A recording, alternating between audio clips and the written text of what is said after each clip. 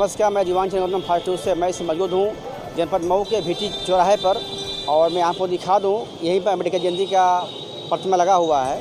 और आज जो कार्यक्रम आज हो रहा है, आज धम्मचक्र प्रवर्तन दिवस, धम्म दीक्षा दिवस के बारे में मैं बात करूँगा कि ये हर साल का कार्यक्रम है। आइए मैं बात करता हूँ इनसे। सर, आपका परिचय दीजिए। जी, मैं बाबूराम जी, पेशे से अध्यापक हूँ। जी जी सर, आज कौन सा प्रोग्राम है आप लोगों का? आज 14 अक्टूबर है।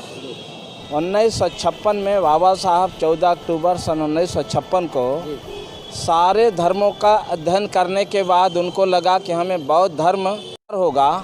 इसी उद्देश्य से वे 14 अक्टूबर 1956 को बौद्ध धर्म स्वीकार किए अपने लगभग 10 लाख अनुयायियों के साथ। यह बात अलग है कि विजयदशमी के दिन वो किए थे, तो 1956 को विजयदशमी के दिन 14 अक्टूबर हो रहा था, लेकिन वो विजयदशमी का ही दिन था। 2022 इस साल वो 6 अक्टूबर को पड़ रहा था विजयदशमी, लेकिन अमूमन 14 अक्टूबर को मानकर हम लोग धम्म दीक्षा को लेते हैं और उससे नसीहत लेते हुए बौद्ध धर्म को धारण करते हैं, उसे संकल्प लेते हैं। बहुत से लोग ये भी कहते हैं कि जो संविधान लिखा गया है वो डॉक्टर भीमराव अम्बेडकर थे, लेकिन उसमें और लोग भी लिखे थे।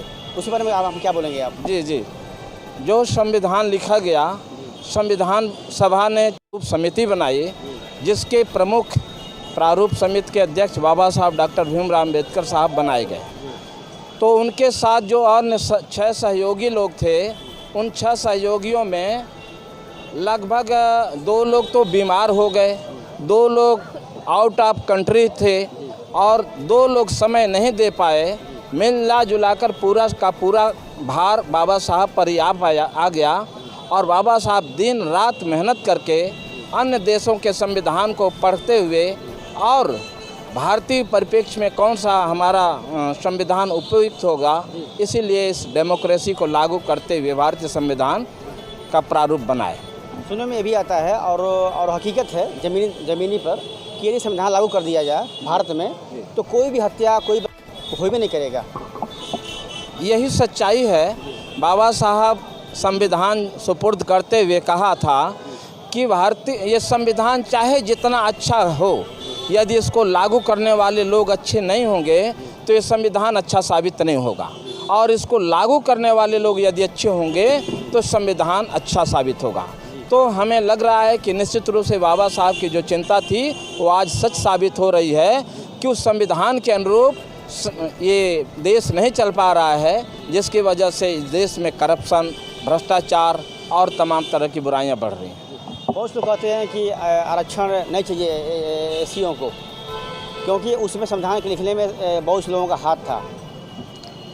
नहीं, आरक्षण का अर्थ ये होता है, चूँकि भारतीय संविधान में सबको समता का अधिकार दिया गया है और समता तब स्थापित होगी जब सबको समान अवसर मिले, सबको बढ़ने का अवसर मिले।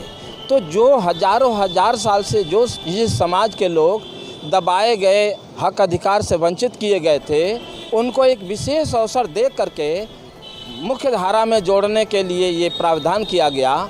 इसलिए आरक्षण की आवश्यकता है, तब भी थी, अब भी है। 14 अक्टूबर के माध्यम से आप क्या देंगे मैसेज हमारे भारतवासियों को, और जितने हमारे अम्बेडकरवादी हैं उनको क्या देंगे मैसेज आप? मैं मैसेज ये देना चाहूँगा कि आज हम संकल्प लें 14 अक्टूबर को कि इस देश में समता, स्वतंत्रता और बंधुता पर आधारित समाज का निर्माण हो, और इसके लिए बौद्ध धर्म में बहुत से अवसर है कि यदि बौद्ध धर्म आप धारण करते हैं तो इसमें कोई ऊंच नीच भेद भावना नहीं रहती है। इसलिए हम लोगों को बौद्ध धर्म धारण करना चाहिए या भारतीय संविधान के अनुरूप इस देश को चलाना चाहिए। यही मैं इस अवसर पर करना चाहूँगा। आखिरी सवाल, सच्चाई ये भी है कि अम्बेडकरवादी जो भी जितने व्यक्ति हैं, जितने एससी के व्यक्ति हैं, अम्बेडकर के जो फॉलोअर्स हैं, तो इनका देन है कि आज एससी का बेटा हर समाज हर विभाग में, जैसे आईएएस हो, पीसीएस हो, आईपीएस हो। हाँ, देन है, चूँकि बाबा साहब की जो मंशा थी कि जब सबको अवसर मिलेगा तो अपने योग्यता के अनुसार विकास करेंगे। और उसी की देन है कि जैसे ही अवसर मिला भारतीय संविधान के हिसाब से, तो हमारे SC OBC के भाइयों को अवसर मिलते ही प्रगति किए और अच्छे महत्वपूर्ण पदों पर भी पहुँचे। और अभी भी वो संपूर्ण, चूँकि भारतीय संविधान में सबको समता का अधिकार दिया गया है और समता तब स्थापित होगी जब सबको समान अवसर मिले, सबको बढ़ने का अवसर मिले। तो जो हजारों हजार साल से जो जिस समाज के लोग दबाए गए, हक अधिकार से वंचित किए गए थे, उनको एक विशेष अवसर दे करके मुख्य धारा में जोड़ने के लिए ये प्रावधान किया गया। इसलिए आरक्षण की आवश्यकता है, तब भी थी, अब भी है। 14 अक्टूबर के माध्यम से आप क्या देंगे मैसेज हमारे भारतवासियों को, और जितने हमारे अम्बेडकरवादी हैं उनको क्या देंगे मैसेज आप? मैं मैसेज ये देना चाहूँगा कि आज हम संकल्प लें 14 अक्टूबर को कि इस देश में समता, स्वतंत्रता और बंधुता पर आधारित समाज का निर्माण हो। और इसके लिए बौद्ध धर्म में बहुत सी अवसर है कि यदि बौद्ध धर्म आप धारण करते हैं तो इसमें कोई ऊंच नीच भेद नहीं है। इसलिए जब तक संपूर्ण रूप से लागू ना हो जाए, संपूर्ण रूप से हक हिस्सा ना मिल जाए, तब तक आरक्षण की आवश्यकता है।